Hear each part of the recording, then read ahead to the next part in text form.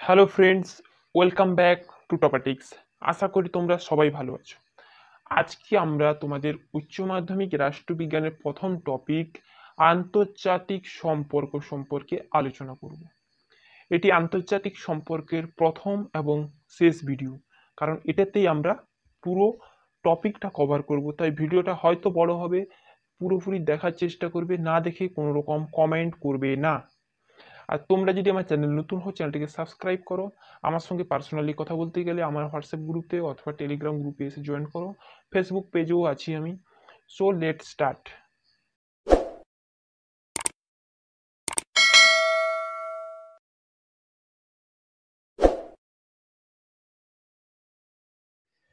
আন্তর্জাতিক সম্পর্কের এই টপিকটা থেকে প্রতি বছর যেসব কোশ্চেনগুলি জিজ্ঞেস করা হয় সেগুলি এক নজরে দেখে নাও। প্রথম, আন্তর্জাতিক সম্পর্ক কি? আন্তর্জাতিক সম্পর্ক ও আন্তর্জাতিক রাজনীতির পার্থক্য নিরূপণ করো। নেক্সট কোশ্চেন হচ্ছে আন্তর্জাতিক সম্পর্কের প্রকৃতি ও পরিধি আলোচনা করো। নেক্সট কোশ্চেন, একটি স্বতন্ত্র শাস্ত্র হিসেবে আন্তর্জাতিক সম্পর্কের বিকাশে আলোচনা করো। নেক্সট কোশ্চেন, আন্তর্জাতিক সম্পর্কের তাত্ত্বিক ধারণাগুলি ব্যাখ্যা করো। নেক্সট কোশ্চেন, আন্তর্জাতিক সম্পর্কের উপাদান হিসেবে ক্ষমতা কি এর শ্রেণীবিভাগ করো। তারপরে কোশ্চেন, ক্ষমতার উপাদানগুলি আলোচনা করো। নেক্সট কোশ্চেন, জাতীয় স্বার্থের সংজ্ঞা দাও। বিদেশ নীতি নির্ধারণে জাতীয় স্বার্থের ভূমিকা কি? এই কটি কোশ্চেন কিন্তু ঘুরে ফিরে প্রতি বছর এই টপিক থেকে জিজ্ঞেস করা হয়। তো প্রথমত বলে দেই, এই সবগুলা কোশ্চেন প্রতি বছর জিজ্ঞেস করে না। প্রথম যে দুটি কোশ্চেন আছে, আন্তর্জাতিক সম্পর্ক ও আন্তর্জাতিক সম্পর্কের তত্ত্বাবধান, এই কোশ্চেনটা থেকে এই বছর যদি এই টপিক এই কটা কোশ্চেন থেকে জিজ্ঞেস করে তবে এগুলা থেকে জিজ্ঞেস করে না। আর যে বছর এগুলা থেকে এই লাস্টের দুটো কোশ্চেন জিজ্ঞেস করে সে বছর কিন্তু এইগুলা জিজ্ঞেস করে না। ব্যাপারটা বুঝতে পারলে না? বুঝতে পারলে না? আবার একবার বলছি, যে বছর এই আন্তর্জাতিক সম্পর্ক কি ও আন্তর্জাতিক সম্পর্কের প্রকৃতি ও পরিধি আলোচনা করো, একটি স্বতন্ত্র শাস্ত্র হিসেবে আন্তর্জাতিক সম্পর্কের বিকাশ এবং আন্তর্জাতিক সম্পর্কের তাত্ত্বিক ধারণা, এই চারটি কোশ্চেন মধ্যে যে দুটি কোশ্চেন প্রথম বছর পরীক্ষায় আসে সেই বছর কিন্তু এর তিনটি কোশ্চেন দেয় না। আবার এই তিনটি কোশ্চেন তারপরে বছর দিলে এই কোশ্চেনগুলো কিন্তু দেয় না। এবারে নিশ্চিত ক্লিয়ার? আশা করি আমি এই ভিডিওর মাধ্যমে এই কোশ্চেনগুলোর উত্তর তোমাদের জানাতে এবং বোঝাতে পারবো। তো প্রথম শুরু করা যাক। আন্তর্জাতিক সম্পর্ক পড়তে হলে প্রথম তোমাকে জানতে হবে আন্তর্জাতিক সম্পর্ক জিনিসটা কি, তা খায় না গায়ে মাখে। তো আন্তর্জাতিক সম্পর্ক হচ্ছে সমাজবিজ্ঞানের সবচেয়ে ঘনিষ্ঠতম সদস্য। এক কথায় বলতে গেলে আন্তর্জাতিক সম্পর্কের বিকাশ হয় কিন্তু প্রথম বিশ্বযুদ্ধের পরবর্তী সময়ে। সেটা আমরা ধীরে ধীরে আসছি। আন্তর্জাতিক সম্পর্ক রাষ্ট্রবিজ্ঞানের এমন একটি শাখা যেখানে আন্তর্জাতিক ঘটনাবলী ও রাষ্ট্রগুলির মধ্যেকার বিশ্ব ইস্যুসমূহ কিন্তু আলোচনা করা হয়। সাধারণভাবে বলতে গেলে সমাজে মানুষের সঙ্গে মানুষের যেমন একটা পারস্পরিক সম্পর্ক রয়েছে, আন্তর্জাতিক সমাজে রাষ্ট্রগুলির মধ্যেও তেমনি একটা পারস্পরিক সম্পর্ক দেখা যায়। আধুনিক পৃথিবীতে আন্তর্জাতিক সমাজ থেকে বিচ্ছিন্ন হয়ে থেকে কোনো রাষ্ট্র টিকে থাকতে পারে না। নিজেদের অস্তিত্বের কারণে আন্তর্জাতিক সমাজে রাষ্ট্রগুলিকে পারস্পরিক সমঝোতায় চলতে হয়। এই পারস্পরিক সমঝোতাই হচ্ছে আন্তর্জাতিক সম্পর্ক। উদাহরণ হিসেবে আমরা বলতে পারি যে ভারত পাকিস্তান অথবা ভারত চীন। ভারত চীনের মধ্যে তোমরা নিউজে শুনে থাকবে যে বর্তমান প্যাংগং লেককে কেন্দ্র করে একটা বিশাল পরিমাণে কিন্তু গন্ডগোল সৃষ্টি হয়েছে, প্রায় যুদ্ধের উপক্রম হয়ে গেছিল। কারণ কি? কারণ ভারত বলছে যে চীন ভারতের উপর আক্রমণ করেছিল, প্যাংগং লেক তারা পেরিয়ে এসছে, এবং চীন বলছে ভারত চীনের উপর আক্রমণ করেছিল। কিন্তু এই যে দুটো দেশের মধ্যে যে বিরোধ বিরোধ এটা কোথায় আলোচনা করা হবে? আমাদের আন্তর্জাতিক সম্পর্কে আমরা এই ইস্যুটা আলোচনা করব। এটা একটা আন্তর্জাতিক বিষয়। বা ভারত এবং পাকিস্তান, ভারত পাকিস্তানের যে সম্পর্ক সবসময় সাপে এবং নেউলে, এই যে সম্পর্ক, এই সম্পর্কটা কি? এটা হচ্ছে আন্তর্জাতিক সম্পর্ক। বা ভারত আমেরিকা, ভারত রাশিয়া, এটা হচ্ছে আন্তর্জাতিক সম্পর্ক। অর্থাৎ এক দেশের সঙ্গে অন্য দেশের যে সম্পর্ক তাকেই আমরা বলবো আন্তর্জাতিক সম্পর্ক। কিন্তু একটা তফাৎ দেখো, আমি বলছি, কিন্তু পশ্চিমবঙ্গ বনাম উত্তরপ্রদেশ যদি এদের মধ্যে বিরোধ বাঁধে, তাহলে এটা কিন্তু আন্তর্জাতিক সম্পর্ক নয়। এটা কি? এটা হচ্ছে ন্যাশনাল ইস্যু, অর্থাৎ আমাদের অভ্যন্তরীণ ইস্যু। তাহলে বোঝা গেল আন্তর্জাতিক সম্পর্ক এবং অভ্যন্তরীণ সম্পর্কের মধ্যে কি পার্থক্য। নেক্সট আমরা আসবো আন্তর্জাতিক রাজনীতি কি। আন্তর্জাতিক সম্পর্ক যেসব বিষয় নিয়ে আলোচনা করে, আন্তর্জাতিক রাজনীতি কিন্তু সেসব বিষয় নিয়ে কোনোভাবেই আলোচনা করে না। আন্তর্জাতিক সম্পর্কের মতোই কিন্তু আন্তর্জাতিক রাজনীতি দুটো দেশের মধ্যেকার যে কূটনৈতিক সম্পর্ক সেটা নিয়ে আলোচনা করে। তো আন্তর্জাতিক রাজনীতি জাতীয় স্বার্থের সাথে সামঞ্জস্য রক্ষা করে অপরাপর রাষ্ট্রের সঙ্গে যে ধারাবাহিক এবং ব্যবহারিক ও রাজনৈতিক সম্পর্ক বিদ্যমান থাকেই তাকে আমরা কি বলবো? আন্তর্জাতিক রাজনীতি। এ সম্পর্কে কিছু বিখ্যাত ব্যক্তির নাম বলা যায়, যে কুইন্সি রাইটের মতে বিশ্বের প্রধান প্রধান গুরুত্বপূর্ণ দলের আচরণের অধ্যয়নকে বলা হয় আন্তর্জাতিক দল। পামার ও পার্কিন্সের মতে আন্তর্জাতিক রাজনীতি, কূটনীতি ও বিভিন্ন রাষ্ট্রের সম্পর্ক কিন্তু নিয়ে কিন্তু আলোচনা করে আন্তর্জাতিক রাজনীতি। উদাহরণ হিসেবে আমরা বলতে পারি ভারত এবং পাকিস্তানের সম্পর্ক যতই খারাপ হোক না কেন, ভারত কিন্তু পাকিস্তানের সঙ্গে আন্তর্জাতিক সম্পর্ক ছিন্ন করতে পারে না। কিন্তু ভারত তার নিজের প্রয়োজনে এবং নিজ রাষ্ট্রের লক্ষ্য পূরণ, অস্তিত্ব বজায় রাখা অর্থাৎ সার্বভৌমিকতার জন্য এবং জাতীয় লক্ষ্য পূরণের জন্য পাকিস্তানের সঙ্গে একটা কূটনৈতিক রিলেশন তৈরি করতে পারে বা চাপ সৃষ্টি করতে পারে। তাকেই আমরা বলবো আন্তর্জাতিক রাজনীতি। আন্তর্জাতিক রাজনীতি আন্তর্জাতিক সম্পর্কের মতো অরাষ্ট্রীয় সংস্থা, প্রতিষ্ঠান, ক্ষমতা, রাজনৈতিক মতাদর্শ, যুদ্ধ, শান্তি, নিরস্ত্রীকরণ, আন্তর্জাতিক সংগঠন, স্বার্থগোষ্ঠী, জনমত প্রচার প্রভৃতি নিয়ে আলোচনা করে না। আন্তর্জাতিক রাজনীতি প্রধান এবং প্রথম লক্ষ্য হচ্ছে নিজ দেশের স্বার্থ রক্ষা করে সেই দেশকে অন্য দেশের উপর ক্ষমতার বিস্তার করা। এরপর তোমাদের বহু প্রতীক্ষিত প্রশ্ন, যে আন্তর্জাতিক রাজনীতি ও আন্তর্জাতিক সম্পর্কের মধ্যে পার্থক্য কি। আন্তর্জাতিক সম্পর্ক ও আন্তর্জাতিক রাজনীতিকে যদি আমরা একটা মুদ্রার হেড এবং টেল ধরে নিই, তাহলে কিন্তু ভুল হয় না। কারণ আন্তর্জাতিক রাজনীতি এবং আন্তর্জাতিক সম্পর্ক ওই মিলেমিশে গজা খিচুড়ির মতো হয়ে আছে। এই গজা খিচুড়ি থেকে কিছুটা পরিমাণে পার্থক্য কিন্তু আমরা তুলে ধরতে পারি। প্রথম যে পার্থক্য সেটা হচ্ছে সংজ্ঞাগত দিক থেকে। দেখো, আন্তর্জাতিক রাজনীতি একটি দেশের সাথে অন্য দেশের সম্পর্ক নিয়ে আলোচনা করে, কিন্তু আন্তর্জাতিক রাজনীতি আন্তর্জাতিক সমাজ এবং আন্তর্জাতিক রাজনীতির ক্ষমতা ও দ্বন্দ্ব নিয়ে কিন্তু আলোচনা করে। নেক্সট যেটা আছে সেটা হচ্ছে পরিধিগত পার্থক্য। বর্তমানে বিশ্বায়নের যুগে বিশ্বের স্বাধীন ও সার্বভৌম রাষ্ট্রগুলোর মধ্যে যে পারস্পরিক নির্ভরশীলতা বিদ্যমান রয়েছে বা অন্তঃক্রিয়া, সাহায্যে সহযোগিতা ও বিশ্বের শান্তি, সমৃদ্ধি ও স্থিতিশীলতা প্রতিষ্ঠা করা যায়, এগুলি খুঁটিনাটিভাবে আলোচনা করে কি আন্তর্জাতিক সম্পর্ক। কিন্তু অপরদিকে আন্তর্জাতিক রাজনীতি বিশ্বের বিভিন্ন দেশের সাথে সম্পর্কিত বিষয় নিয়ে আলোচনা করে, যেরকম ভারত, পাকিস্তান, চীন, নেপাল, ভুটান এসব নিয়ে আলোচনা করে। নেক্সট আসছে আলোচনার বিষয়গত পার্থক্য। আন্তর্জাতিক ব্যবস্থার সাথে সংশ্লিষ্ট সকল বিষয় নিয়ে কিন্তু আলোচনা করে আন্তর্জাতিক সম্পর্ক।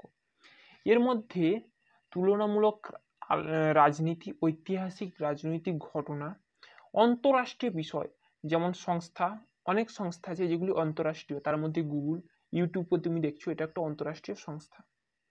সংগঠন, রেড ক্রসের মতন সংগঠন বা ভারতের রামকৃষ্ণ মিশনের মতো সংগঠন, আইন, ইন্টারন্যাশনাল ল, ভিয়েনা চুক্তি, এসব নিয়ে।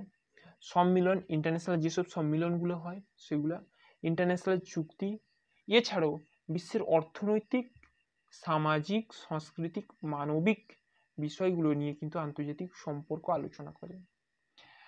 আন্তর্জাতিক রাজনীতি এক্ষেত্রে শুধু কেবলমাত্র রাষ্ট্রের ক্ষমতা নিয়ে আলোচনা করে, সেটা শুধু নিজের রাষ্ট্রের ক্ষমতা নয়, অপর রাষ্ট্রের ক্ষমতা নিয়েও কিন্তু আলোচনা করে। নেক্সট, লক্ষ্যগত পার্থক্য। আন্তর্জাতিক সম্পর্কের উদ্দেশ্য বিভিন্ন স্বাধীন সার্বভৌম রাষ্ট্রের মধ্যে কিভাবে শান্তিপূর্ণ সম্পর্ক স্থাপন করা যায়, কিভাবে শান্তি সম্প্রীতি প্রতিষ্ঠা করা, এগুলোকে নিয়ে কিন্তু আলোচনা করে আন্তর্জাতিক সম্পর্ক। এক্ষেত্রে আন্তর্জাতিক রাজনীতি রাষ্ট্রের মধ্যেকার রাজনৈতিক সম্পর্কের দিকে কিন্তু বিশেষভাবে গুরুত্ব দেয়, কারণ অভ্যন্তরীণ যে রাজনৈতিক সম্পর্ক সে তারাই কিন্তু আন্তর্জাতিক রাজনীতিক পরিমণ্ডল তৈরি করে। নেক্সট, উৎপত্তিগত দিক থেকে আন্তর্জাতিক সম্পর্ক বিভিন্ন বিষয়ে আলোচনা করে, যেমন অর্থনৈতিক, সামাজিক, রাজনৈতিক, দ্বিপাক্ষিক ও বহুপাক্ষিক বিষয়। অন্যদিকে আন্তর্জাতিক রাজনীতিতে শুধুমাত্র রাজনীতির ওপরেই কিন্তু ফোকাস করে এবং রাজনীতি নিয়ে আলোচনা করে। নেক্সট, প্রতিষ্ঠানগত দিক। রাষ্ট্র একটি আন্তর্জাতিক প্রতিষ্ঠান, রাষ্ট্রসহ অন্যান্য সকল প্রতিষ্ঠান বা সংগঠন ও সংস্থা রয়েছে সেগুলোর যাবতীয় কাজকর্ম সম্পর্কে আন্তর্জাতিক সম্পন্ন আলোচনা করা হয় কিন্তু আন্তর্জাতিক সম্পর্কের ক্ষেত্রে। অপরপক্ষে আন্তর্জাতিক রাজনীতির মুখ্য আলোচনার বিষয় হলো রাষ্ট্রের যাবতীয় আন্তর্জাতিক কর্মকাণ্ড। এসব ছাড়াও আরো কিছু পার্থক্য রয়েছে, যেমন আন্তর্জাতিক সম্পর্কের মূল আন্তর্জাতিক বিষয়গুলি এখানে গুরুত্ব পায়, কিন্তু আন্তর্জাতিক মূল প্রতিপাদ্য হলো সার্বভৌম রাষ্ট্রগুলির রাজনৈতিক ও পররাষ্ট্রীয় দিক নিয়ে আলোচনা করা। দ্বিতীয়ত, আন্তর্জাতিক সম্প্রদায় অর্থাৎ মানব কল্যাণের নিমিত্তে বিভিন্ন কাজকর্ম পরিচালনা ও নীতি প্রণয়ন করে, আর আন্তর্জাতিক রাজনীতি কেবল নিজ রাষ্ট্রের স্বার্থ প্রণয়ন করে। তৃতীয়ত, আন্তর্জাতিক সম্পর্ক একটি স্বতন্ত্র ও পূর্ণাঙ্গ বিষয়, কিন্তু আন্তর্জাতিক রাজনীতি হলো আন্তর্জাতিক সম্পর্কের অন্যতম একটি বিষয়। চতুর্থ, আন্তর্জাতিক রাজনীতি নিজ রাষ্ট্রকেন্দ্রিক চিন্তাভাবনা বেশি করে, কিন্তু আন্তর্জাতিক সম্পর্ক সকল স্বাধীন ও সার্বভৌম রাষ্ট্রের কল্যাণে কাজ করে। এখানে কিছু কথা না বলে নয় যে আন্তর্জাতিক সম্পর্ক ও আন্তর্জাতিক রাজনীতির যে পার্থক্য হয়েছে তা পার্থক্য শুধু পরিধিগত বা আলোচনার বিষয়বস্তুর মধ্যে সীমাবদ্ধ নেই। এই আন্তর্জাতিক সম্পর্ক ও আন্তর্জাতিক রাজনীতি কোন নামটা বেশি মানুষের কাছে গ্রহণযোগ্য তা নিয়ে কিন্তু একটা বিশাল পরিমাণে টানাপোড়েন আজও চলে এসছে। এই টানাপোড়েনের মধ্যে কিছু নাম উঠে আসে, যেগুলি হলো যে হ্যান্স মর্গেনথাউ, যিনি পলিটিক্স এবং নেশন গ্রন্থটি রচনা করেছিলেন, তিনি আন্তর্জাতিক সম্পর্কের পরিবর্তে আন্তর্জাতিক রাজনীতি কবিতাটি ব্যবহার করতে বেশি পছন্দ করতেন। এছাড়াও পামার, পার্কিন্স, হল্টি, স্লেইচার প্রমুখ আন্তর্জাতিক রাজনীতি ও আন্তর্জাতিক সম্পর্কের মধ্যে পার্থক্য কিন্তু নিরূপণ করেছেন। হলস্টি তো বলেই দিয়েছেন যে হলস্টি নয়, গ্রেনসকর্ব, যে আন্তর্জাতিক রাজনীতি বলতে কিছুই নেই। আন্তর্জাতিক রাজনীতি বলতে জাতীয় রাষ্ট্রের পররাষ্ট্রনীতি নির্ধারণকারী শক্তি সমূহকে তিনি বুঝিয়েছেন। নেক্সট কোশ্চেন হচ্ছে, একটি শাস্ত্র হিসেবে আন্তর্জাতিক সম্পর্কের বিকাশ। আমি আগেই বলেছি, একটু খেয়াল করো যে আন্তর্জাতিক সম্পর্কের বিকাশ প্রধানত হয়ে থাকে প্রথম বিশ্বযুদ্ধের পরবর্তীকালে। কিন্তু হঠাৎ করে তো প্রথম বিশ্বযুদ্ধের পরবর্তীকালে আন্তর্জাতিক সম্পর্কের বিকাশ শুরু হতে পারে না। তার মূল বীজ নিহিত ছিল কিন্তু সেই প্রাক শিল্প বিপ্লব, অর্থাৎ প্রাচীনকালে বলতে গেলে মধ্যযুগে। মধ্যযুগের সময়ে প্রাচীন ভারত, চীন, গ্রিস প্রমুখ দেশের পণ্ডিতেরা কিছু গ্রন্থে আন্তর্জাতিক সম্পর্কের আভাস দিয়েছেন। তাদের মধ্যে কে কে ছিলেন? তাদের মধ্যে প্লেটো, অ্যারিস্টটল, কৌটিল্য, থুকিডিস, দাঁতেত, William Penn, Hobbes, Locke, Bentham, Kant প্রমুখ। তাদের লেখা কিছু বই হচ্ছে প্লেটোর লেখা দ্য প্রিন্স, অ্যারিস্টটলের পলিটিক্স, কৌটিল্যের অর্থশাস্ত্র, থুকিডিসের হিস্ট্রি অফ পেলোপনেসীয় ওয়ার, দাঁতাতের দি মোনার্কিয়া প্রমুখ গ্রন্থের কিন্তু অস্তিত্ব পাওয়া যায়। এখন এত দিন পর্যন্ত যে আলোচনা করা হয়েছিল তা ছিল নন থিওরিক্যাল, অর্থাৎ এই এতটা যে আমরা বলি এতটা কিন্তু কি হয়েছে, কল্পনা প্রসূত, এর কোনো সঠিক প্রমাণ পাওয়া যায়নি, যদিও আমি বললাম এদের বইতে আলোচনা করা হয়েছে। এটা নন থিওরিক্যাল। থিওরিক্যালি অর্থাৎ তাত্ত্বিকভাবে এর আলোচনার সূত্রপাত হয় 1648 খ্রিস্টাব্দে ওয়েস্টফেলিয়া শান্তি চুক্তির মাধ্যমে। এরপরে একটু বলি ওয়েস্টফেলিয়া কি। তো ওয়েস্টফেলিয়া একটা জায়গা যেখানে বসে কিছু দেশ প্রথম আন্তর্জাতিক সন্ধি স্বাক্ষর করেছিল। 1948-এর আগে ইউরোপের রাজন্যবর্গরা রোমান সাম্রাজ্যের থেকে বেরিয়ে আসার জন্য একটা যুদ্ধ শুরু করে। এই যুদ্ধে প্রায় 30 বছর ধরে চলছিল। এই যুদ্ধের অবসান হেতু 1648 খ্রিস্টাব্দে ওয়েস্টফেলিয়াতে এই দেশগুলি মিলিত হয়ে একটা সন্ধি স্বাক্ষর করে, যা আমরা ওয়েস্টফেলিয়া শান্তি চুক্তি নামে পরিচিত। এই চুক্তির যে প্রধান বিষয়বস্তু ছিল সেটা হচ্ছে ইউরোপীয় রাজন্যবর্গ আর পবিত্র রোমান সাম্রাজ্যের নির্দেশ মানবে না, পোপেদের ক্ষমতা হ্রাস করা হচ্ছে এবং রাজাদের ক্ষমতা বৃদ্ধি করা হবে। এই ওয়েস্টফেলিয়া চুক্তির মাধ্যমে এটা মনে করা হয় যে বিশ্বের প্রথম সার্বভৌম জাতিরাষ্ট্রের ধারণার জন্ম হয় এবং এই জাতিরাষ্ট্রের ধারণা জন্মের পর ধীরে ধীরে আন্তর্জাতিক সম্পর্ক বিস্তার লাভ করতে শুরু করে। কারণ আমরা যেহেতু বললাম যে আন্তর্জাতিক ক্ষেত্রে কোনো দেশই স্বয়ংসম্পূর্ণ নয়, তাকে কোনো না কোনো দেশের উপর নির্ভরশীল হতে হয়। এখানে আরো একটা জিনিস খেয়াল করবে যে 16 শতকে পর্তুগাল, স্পেন, হল্যান্ড প্রভৃতি দেশ কি করে, সমুদ্র অভিযানে বেরোয় এবং সমুদ্র অভিযানের ফলে তারা নতুন নতুন দেশ আবিষ্কার করতে থাকে। সেই দেশগুলিতে ওপর তারা আধিপত্য বিস্তার করে, অর্থাৎ উপনিবেশিক স্থাপন করে। 1948 সালের পর এই যে সময়কাল 1648 সালের পর শিল্প বিপ্লবের সময় পর্যন্ত, সপ্তদশ শতক পর্যন্ত যে সময়কাল ছিল, সেই সময়কাল কিছু দেশ রাজত্ব করত। তাদের মধ্যে প্রুশিয়া ছিল, পর্তুগাল, স্পেন, হল্যান্ড, ওলন্দাজ। কিন্তু এই যে খেলা, এই উপনিবেশিক স্থাপনের খেলায় আরো দুটি দেশ নিজের যোগদান দিল। সেই দেশ কোনটি? ফ্রান্স, ইংল্যান্ড, জার্মানি প্রভৃতি দেশ।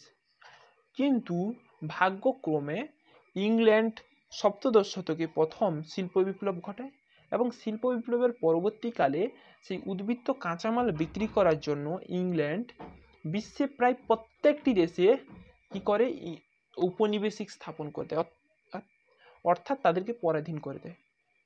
এই পরাধীনতার ফলে এই পরাধীনতা কিন্তু একেবারে চলে আসেনি। ভারতের কথা যদি ধরি, ভারতের ক্ষেত্রে ইংল্যান্ড রাজত্ব করার জন্য তাকে ওলন্দাজ এবং ফরাসিদের, ডাচেদের কিন্তু ভারত থেকে বিতাড়ন করতে হয়েছিল। অর্থাৎ ইংল্যান্ড যেখানে উপনিবেশ স্থাপন করতে গেছে সেখানে কোনো না কোনো দেশ এসে বাধা সৃষ্টি করেছে। এটা কিন্তু একটা আন্তর্জাতিক পর্যায়ে বলা যেতে পারে।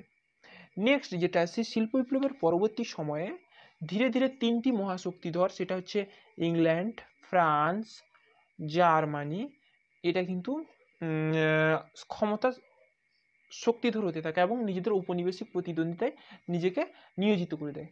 সেই উপনিবেশিক প্রতিদ্বন্দ্বিতার প্রথম যে ধাপ সেটা হচ্ছে প্রথম বিশ্বযুদ্ধ। উপনিবেশিক প্রতিদ্বন্দ্বিতা, প্রথম বিশ্বযুদ্ধের আগে বিশ্ব এক মেরু থেকে বিশ্ব বাইপোলারে ডিভাইড হয়ে যায়, অর্থাৎ বহু মেরুতে ভাগ হয়ে যায়।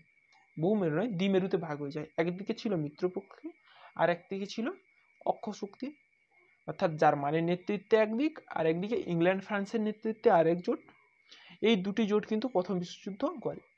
প্রথম বিশ্বযুদ্ধের পর ধীরে ধীরে ইংল্যান্ড এবং ফ্রান্সের ক্ষমতা লোপ পায়। সেখানে ধীরে ধীরে উঠে আসে কি আমেরিকা যুক্তরাষ্ট্র, রাশিয়া এবং জার্মান, জাপান, অস্ট্রিয়া, ইটালি, এরা কিন্তু হেরে যায়।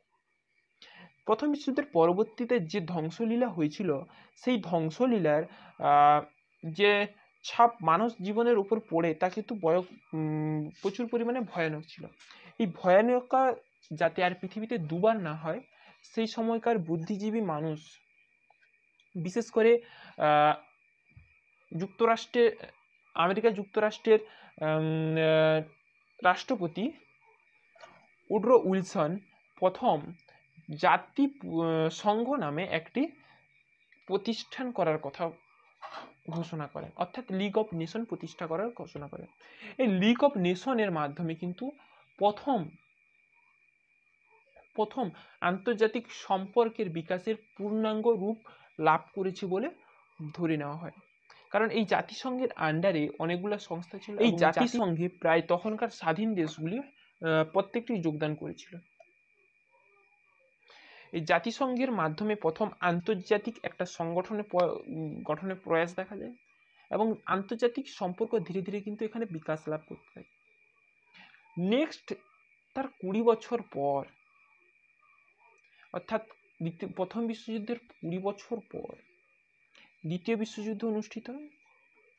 দ্বিতীয় বিশ্বযুদ্ধেও সেই বাইপোলার দুই মেরুতে বিভক্ত হয়ে যায়। একদিকে ইংল্যান্ড, ফ্রান্স, আমেরিকা যুক্তরাষ্ট্র, রাশিয়া এবং অন্যান্য দেশ, অন্যদিকে জাপান, ইটালি, তারপরে তোমার অস্ট্রিয়া এবং জার্মানি।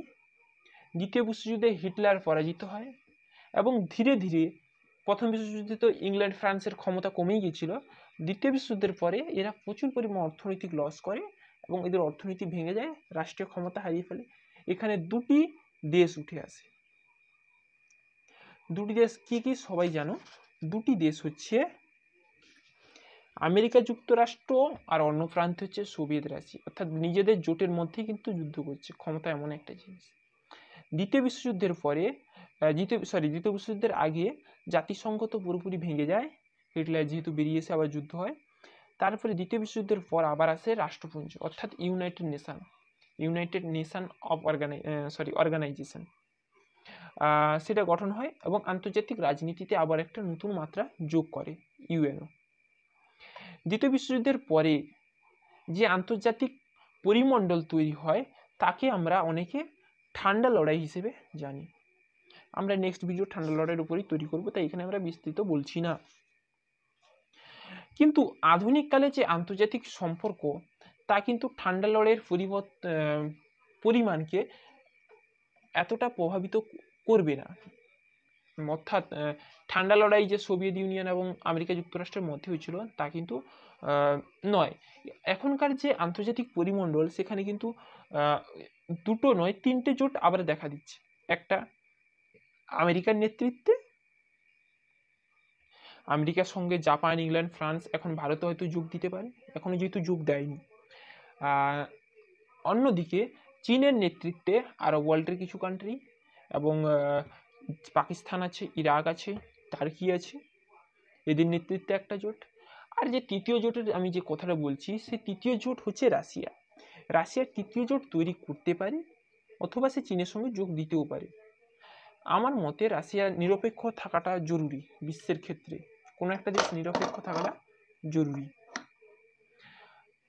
তো বুঝতে পারলে যে আন্তর্জাতিক সম্পর্ক কিভাবে ডেভেলপ করেছে আজ পর্যন্ত। এরপরে নেক্সট কোয়েশ্চেন, যে আন্তর্জাতিক সম্পর্কের বিকাশে বিভিন্ন তাত্ত্বিক ধারণা কি কি? প্রথম যে তাত্ত্বিক ধারণা উঠে এসেছে সেটা হচ্ছে আদর্শবাদী ধারণা। আদর্শবাদী ধারণার প্রথম সূত্রপাত হয় প্রথম বিশ্বযুদ্ধের পরবর্তীকালে এবং এর জনক হচ্ছেন উড্রো উইলসন। আদর্শবাদীরা বলে যে আন্তর্জাতিক ক্ষেত্রে কতগুলি আইন ও নীতির উপর একটা বিশ্ব শান্তি প্রতিষ্ঠা করতে হবে, এবং এর আদর্শবাদী নীতির উপরই কিন্তু প্রতিষ্ঠিত হয় জাতিসংঘ অর্থাৎ লিগ অফ নেশনস।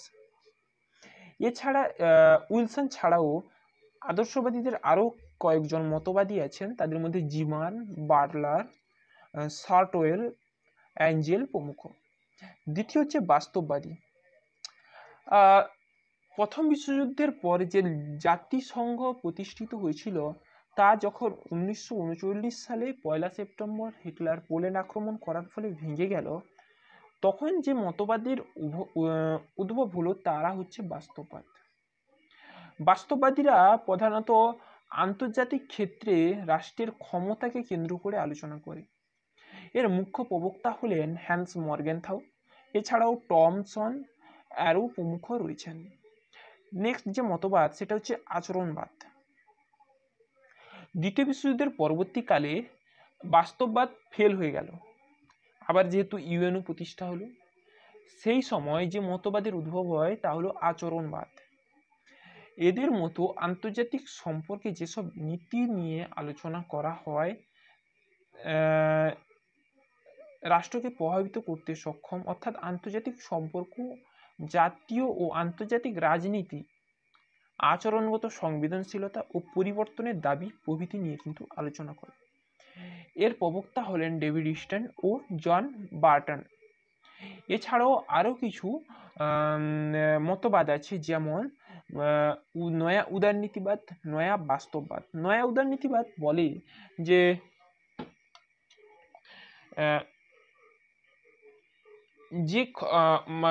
যে আদর্শ এবং নীতির উপর ভিত্তি করে বিশ্বশান্তির কথা বলা হয়েছিল তা কিন্তু এখন আর নেই। সে সঙ্গে বিশ্বায়নের যুগে নয়া উদারনীতিবাদ অর্থনৈতিক ও মতাদর্শগত ক্ষেত্রে অবাধ বিচরণের কথা বলে। আর নয়া বাস্তববাদ সেই আগের বাস্তববাদেরই কিছু সংস্করণ। এরা কি বলে যে শুধু রাষ্ট্র ক্ষমতা নিয়ে আর আলোচনা করে না, আন্তর্জাতিক সম্পর্ক শুধু ক্ষমতা নিয়ে আলোচনা করে না, সে সম্পর্কে আন্তর্জাতিক ক্ষেত্রে সামাজিক, অর্থনৈতিক, রাজনৈতিক এবং বেসরকারি, সরকারি প্রতিষ্ঠান প্রভৃতি নিয়ে কিন্তু আলোচনা করে। তো এগুলো ছিল আন্তর্জাতিক ক্ষেত্রে কয়েকটি মতবাদ। নেক্সট যেটা হচ্ছে যে আন্তর্জাতিক সম্পর্কের বিষয়বস্তু বা পরিধি কি, এটা মোস্ট ইম্পর্টেন্ট কোশ্চেন। আন্তর্জাতিক সম্পর্কের বিষয়বস্তু কি হবে তা নিয়ে কিন্তু একটা টানাপোড়েন সব দিন থেকে লেগে আছে। তবে 1948 সালে প্যারিসের শান্তি সম্মেলনে আন্তর্জাতিক সম্পর্কের বিকাশের কিছু গুরুত্বপূর্ণ টপিক কিন্তু বেঁধে দেওয়া হয়। সেখানে দেখো তোমাদের বলে দিয়েছি যে আন্তর্জাতিক সম্পর্ক, আন্তর্জাতিক রাজনীতি, আন্তর্জাতিক সংগঠন ও প্রশাসন, আন্তর্জাতিক আইনকে ও আন্তর্জাতিক সম্পর্কের অন্তর্ভুক্ত করা হয়। এছাড়াও আন্তর্জাতিক সম্পর্কের বিষয়বস্তু নির্ধারণে কিছু মতবাদ আবারও আছে। সেই মতবাদগুলি সেই আগের মতোই আচরণবাদ, বাস্তববাদ, উদারনীতিবাদ ও কাঠামোবাদ। আচরণবাদ তো আমি বললামই আগে যে আচরণবাদরা বলে আন্তর্জাতিক সম্পর্ক, আন্তর্জাতিক আইন, নীতি প্রণয়নের মাধ্যমে বিশ্বের একটি শান্তির পরিবেশ তৈরি করার জন্য রাষ্ট্রগুলির মধ্যে আলোচনা চালাবে। বাস্তববাদ আন্তর্জাতিক রাজনীতি এবং আন্তর্জাতিক সম্পর্ক রাষ্ট্রগুলির ক্ষমতাকে কেন্দ্র করে আবর্তিত হয়। উদারনীতিবাদীরা বলে যে আন্তর্জাতিক রাজনীতি শুধু ক্ষমতা বা আইন ও ন্যায়ের মধ্যে আবদ্ধ নয়, বিশ্বায়নের যুগে অর্থনৈতিক, সামাজিক, রাজনৈতিক, বেসরকারি প্রতিষ্ঠান, সরকারি প্রতিষ্ঠান সব কিছুই নিয়ে কিন্তু আলোচনা করে। কাঠামোবাদীরা অবশ্য এর উল্টো কথা বলে। কাঠামোবাদীরা মার্ক্সবাদের দ্বারা গভীরভাবে প্রভাবিত হয়। তারা আন্তর্জাতিক রাজনীতিকে রাষ্ট্রের বিশেষ গুরুত্বপূর্ণ কর্মকর্তা হিসেবে চিহ্নিত করে। তাদের মতে যে রাষ্ট্রের প্রভুত্বকারী শ্রেণী স্বার্থের উপযোগী নীতিমাত্র এটাকে আন্তর্জাতিক রাজনীতি পরিবর্তন করতে চাইবে। তবে বর্তমানে আন্তর্জাতিক পরিধির বৃদ্ধি পাওয়ার ফলে রাষ্ট্রগুলির সম্পর্কের সঙ্গে সঙ্গেও আরও কিছু জিনিস আন্তর্জাতিক রাজনীতিতে আলোচনা হয়, যেমন সন্ত্রাসবাদ, আণবিক শক্তি, যুদ্ধ, শান্তি প্রভৃতি। নেক্সট কোয়েশ্চেন হচ্ছে আন্তর্জাতিক সম্পর্কের ধারা হিসেবে ক্ষমতা ও শক্তির কি প্রভাব আছে। প্রথমে আমরা জানি যে ক্ষমতা কাকে বলে। ক্ষমতা বলতে অন্যকে এমনভাবে নিয়ন্ত্রণ করাকে বোঝায় যার মাধ্যমে নিয়ন্ত্রণকারী তার ইচ্ছে মতো কাজ করাতে পারে। কাকে দিয়ে? যাকে সে নিয়ন্ত্রণ করছে। ধরে নাও রাম শ্যামকে নিয়ন্ত্রণ করবে, সে এমনভাবে শ্যামকে নিয়ন্ত্রণ করবে যে শ্যাম রামের কথা অনুযায়ী নড়বে, অর্থাৎ সে একজন পুতুলের মতো কাজ করবে। এই হ্যান্স মর্গেনথাউ ক্ষমতা বা শক্তির একটা গুরুত্বপূর্ণ সংজ্ঞা দিয়েছেন যে ক্ষমতা হলো অন্যের মন ও কাজকর্মের উপর একজন মানুষের নিয়ন্ত্রণ। অর্থাৎ একজন মানুষ যাকে নিয়ন্ত্রণ করবে তার মন ও কাজকর্ম নিয়ন্ত্রণকারীর অধীনে হিসেবে কাজ করে। যদি আমরা উদাহরণ হিসেবে কম্পিউটারের কথা বলি, কম্পিউটারকে আমরা যে ইনস্ট্রাকশন দিই ও ওই হিসেবে কাজ করে, বা মোবাইলকে। সেরকমই কোনো একটা দেশ, আমরা যদি বর্তমান চীন এবং পাকিস্তানের কথা ধরি, চীন পাকিস্তানকে যাই বলে ও পুতুলের মতো শুধু নাড়ে, এটাই হচ্ছে ক্ষমতা। কারণ চীন পাকিস্তানকে এমনভাবে নিয়ন্ত্রণ করছে, যদি পাকিস্তানের মন কাজকর্ম সবকিছুই চীন নিয়ন্ত্রণ করছে, যা পাকিস্তান এদিকেও নড়লে সেটা চীনের আদেশেই নড়ে। এরপরে ক্ষমতার শ্রেণী বিভাগ। ক্ষমতাকে প্রধানত 3 ভাগে ভাগ করা হয়। 1 সামরিক ক্ষমতা, 2 অর্থনৈতিক ক্ষমতা এবং জনমত গঠনের ক্ষমতা। সামরিক ক্ষমতা কি? একটি রাষ্ট্র কতখানি শক্তিশালী তা তার সামরিক শক্তির উপর যথেষ্ট পরিমাণে নির্ভর করে।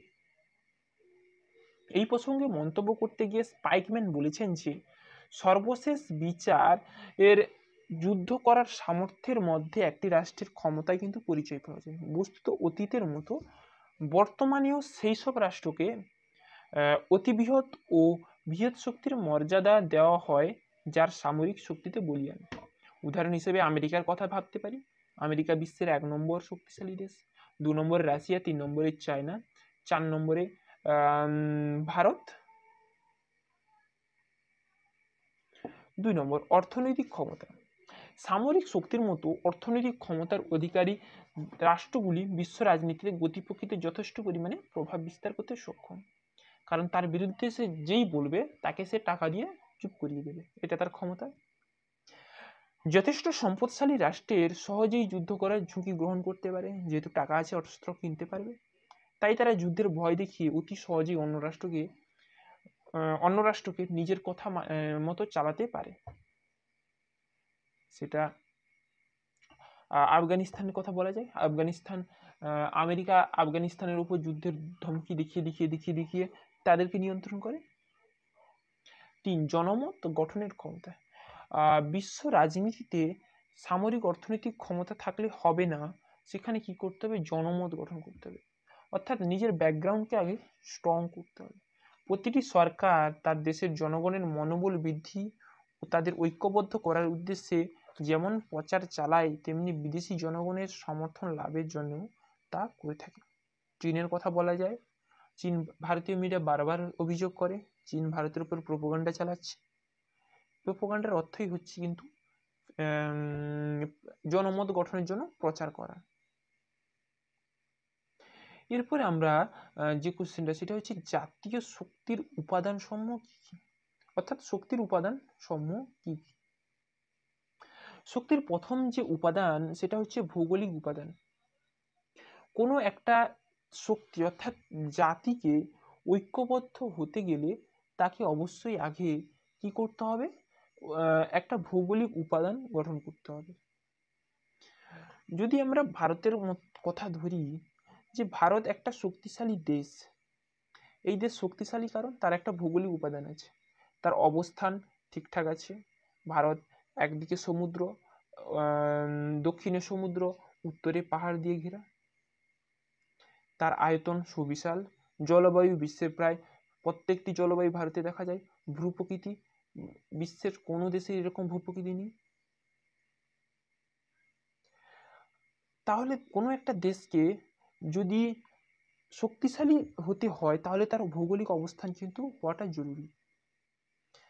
এই ভৌগোলিক অবস্থানের উপর অনেক দেশের ভাগ্য নির্ভর করে। যেমন ইসরায়েল। ইসরায়েল 1948 সালের আগে বিশ্বে ইসরায়েল বলে কোনো দেশ ছিল না। ইহুদিরা সবসময় যাযাবরের মতো জীবনযাপন করত। তাদের জন্য ব্রিটেন কি করলো, 1949 সালে একটা স্বাধীন রাষ্ট্রের কথা ঘোষণা করলো, যাকে ইসরায়েল নামে নামকরণ করা হয়। ইসরায়েলের যদি ভূমি না থাকতো, ভূমি ছাড়া কোনো দেশই গঠন হতে পারে না, আর দেশ না গঠন হলে শক্তিশালী হবে কোথা থেকে? 2, জনসংখ্যা। আচ্ছা, একটা দেশ তো ভৌগোলিকভাবে ভূখণ্ড আছে, জলবায়ু আছে, আয়তন আছে, ভূপ্রকৃতি সবকিছুই আছে, কিন্তু সেখানে জনগণ নেই, তাহলে কাজকর্ম কে পরিচালনা করবে? উদাহরণ হিসেবে অ্যামাজন ফরেস্টের কথা বলা যায়। আচ্ছা, অ্যামাজন ফরেস্ট, ওখানে জলবায়ু নেই, না ভূপ্রকৃতি নেই, না আয়তন নেই, না অবস্থান নেই, সবকিছু আছে, সেখানে কে নেই? জনগণ নেই। অর্থাৎ একটা জনগণ যদি না থাকে, সেখানকার অর্থনৈতিক, সামাজিক, রাজনৈতিক পরিমণ্ডল তৈরি হবে না। আর পরিমণ্ডল তৈরি না হলে সেই জাতিটা শক্তিশালী হবে কি করে?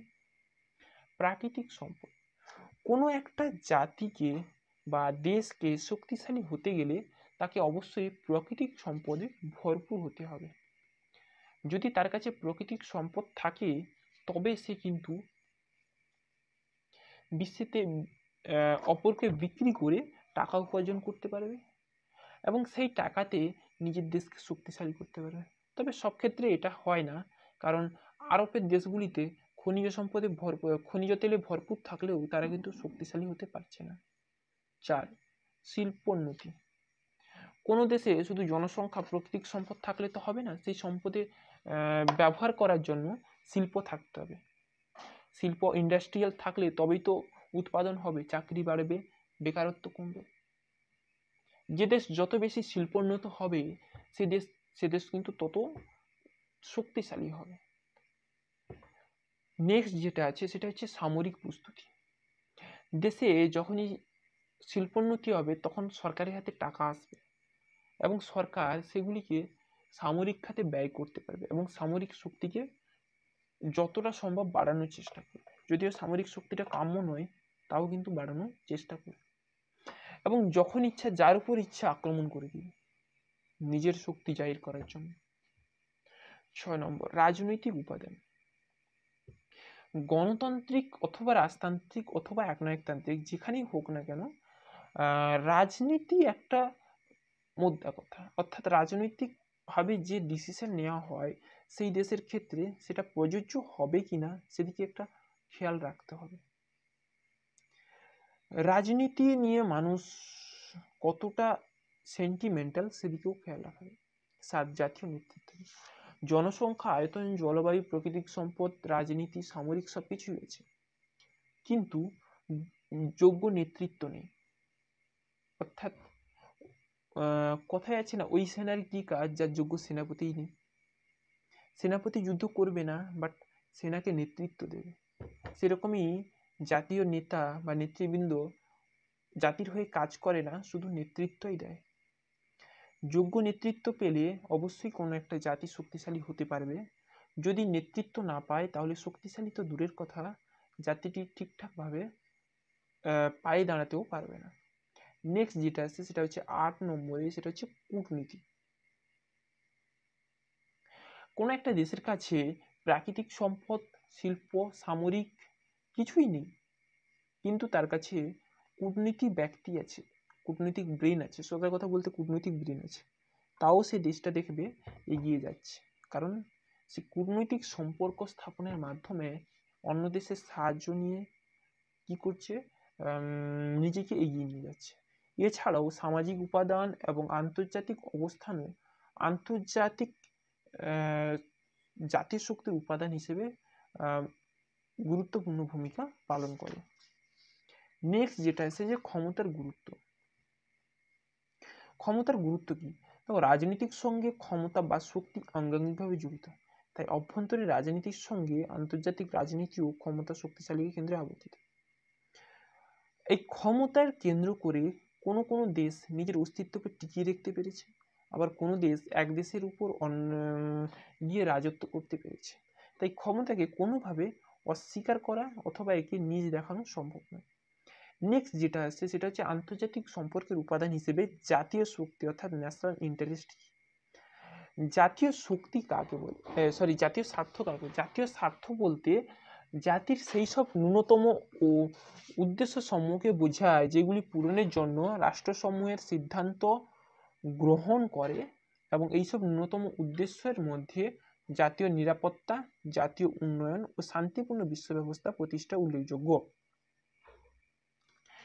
তো জাতীয় স্বার্থ রক্ষার উপায়সমূহ, জাতীয় স্বার্থ রক্ষার উপায়সমূহ হলো কূটনীতি, প্রচার, অর্থনৈতিক সাহায্য ও ঋণদান, জোট গঠন, বল প্রয়োগ। আচ্ছা, জাতির যদি কোনো একটা স্বার্থ থাকে তাহলে অন্য একটা দেশের সঙ্গে কূটনৈতিক সম্পর্ক স্থাপনের মাধ্যমে তা কিন্তু পূরণ করা যায়।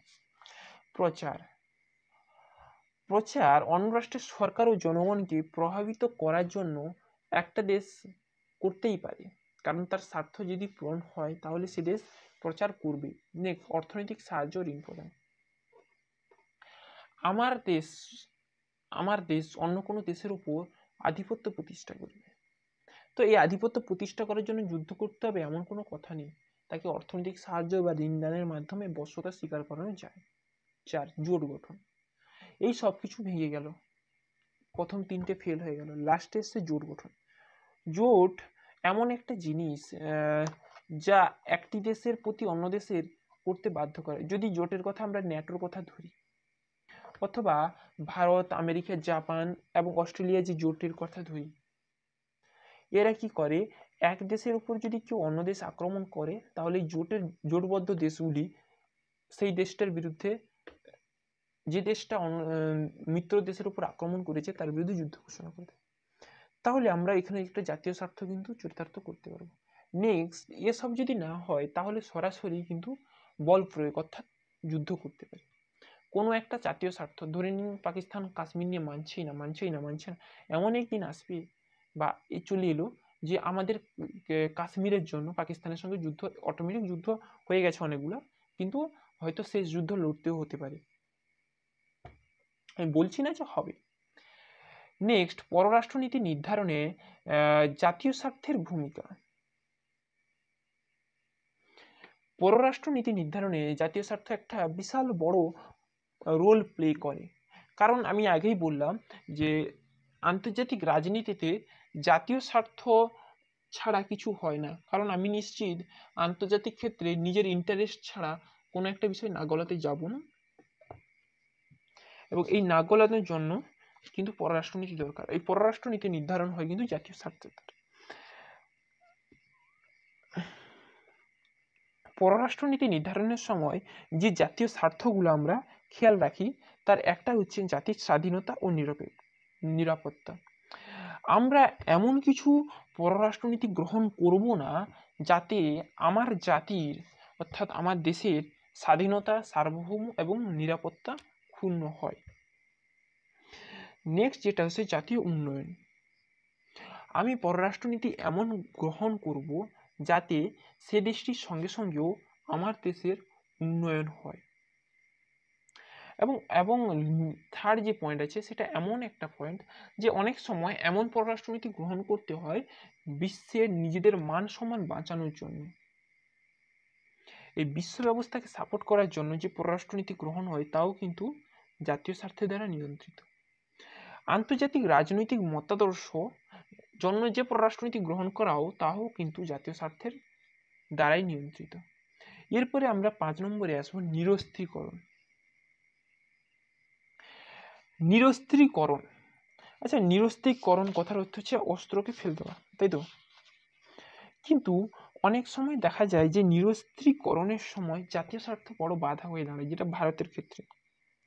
ভারত পারমাণবিক অস্ত্র প্রতিরোধ চুক্তিতে স্বাক্ষর করেনি, কারণ ভারতের যুক্তি ছিল যদি প্রত্যেকটা দেশ যার যার কাছে পারমাণবিক শক্তি আছে সবগুলোকে ভেঙে ফেলা হোক, অথবা যাদের কাছে নেই তাদেরকে পারমাণবিক শক্তি দেওয়া হোক। তাহলে এটা আমার ন্যাশনাল ইন্টারেস্টের মধ্যে পড়ছে, অর্থাৎ জাতীয় স্বার্থের মধ্যে পড়ছে। তো এখানে ভিডিওটি শেষ করছি। ভিডিওটি যদি ভালো লাগে তাহলে অবশ্যই একটা লাইক করো, ভিডিওটিকে অবশ্যই শেয়ার করবে, চ্যানেলটিকে সাবস্ক্রাইব করবে। হ্যাঁ, বিশেষ দ্রষ্টব্য, এখানে কিছু বানান ভুল আছে, সেটা মোবাইলের টাইপিং মিস্টেক, মোবাইলে জানো রেপ টেপ আসতে অনেক দেরি হয়, তাই টাইপিং মিস্টেকের জন্য হয়ে গেছে। এর জন্য আমি অলরেডি সরি বলবো বা সরি বলছি। So thank you, have a good day.